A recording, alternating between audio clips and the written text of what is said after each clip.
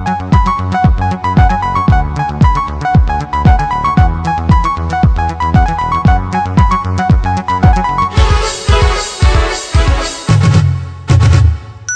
and welcome to the Prime Time News on 22nd September 2008 with me, Kriti. Let's get to the headlines first. Boat-shaped bombs from Karnataka used in Delhi blast. Atif's bullet scripted the end of Inspector Sharma. Odisha flood victims struggle for food, drinking water. And Yamuna River crosses danger mark in Delhi. Now the news in detail. An interesting fact has been revealed by the Delhi police regarding the Delhi serial blast. The 5 bombs that exploded in the capital were brought in boat-shaped wooden boxes, and those specially designed wooden boxes were brought from Karnataka. This information was revealed by Mohammad Saif, one of the operators of Indian Mujahideen. Saif was arrested during the Jamia Nagar shootout and he disclosed the fact during the police interrogation. Meanwhile, Delhi police have tied up with the police of Karnataka, Rajasthan, Gujarat and Uttar Pradesh to find out the source of finance of the terror module, and in this regard Delhi police is analysing the recovered memory sticks at the cell laboratory. September 13 Delhi serial bomb blast claimed at least 30 lives and injured 100.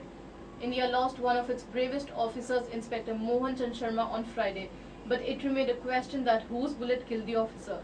It was the bullet that came from mastermind Atif's pistol. Sharma received 3 bullet injuries while fighting terrorists at Jamia Nagar on September 19.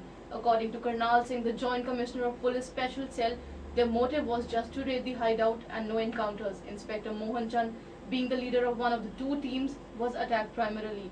2 Indian Mujahideen militants, including mastermind Muhammad Atif, were gunned down and 1 terrorist was arrested in that encounter. Later, the police also arrested 4 other militants hiding at different places of the capital. More news on the other side of this break.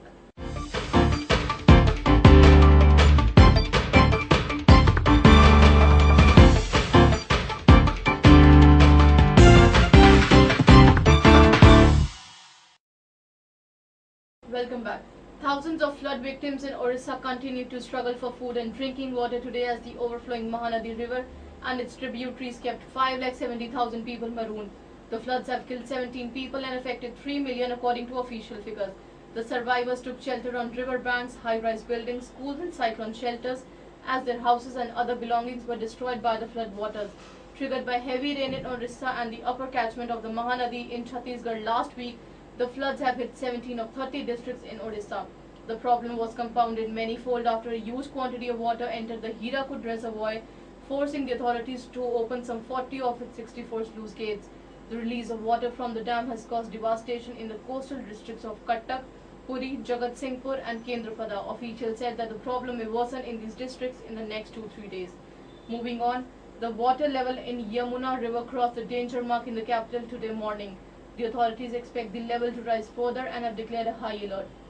The water level rose to 205.15 meters, 32 centimeters above the danger mark of 204.83 meters, as the Haryana government was forced to release nearly 50,000 cusecs of water from swollen reservoirs upstream on Sunday night. The authorities have issued a high alert in neighborhoods along the river bank. According to an official at Delhi government's flood control room, the water level is likely to rise to 205.80 meters by today evening.